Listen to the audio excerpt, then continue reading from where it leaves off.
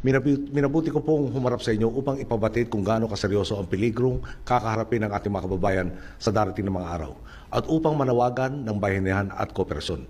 Umabot na at aabot pa sa storm signal number 4 ang lakas ng hangin sa ilang mga lugar dulot ng bagyong ito. Kapit po tayo, mga kababayan, magbayanihan po tayong lahat.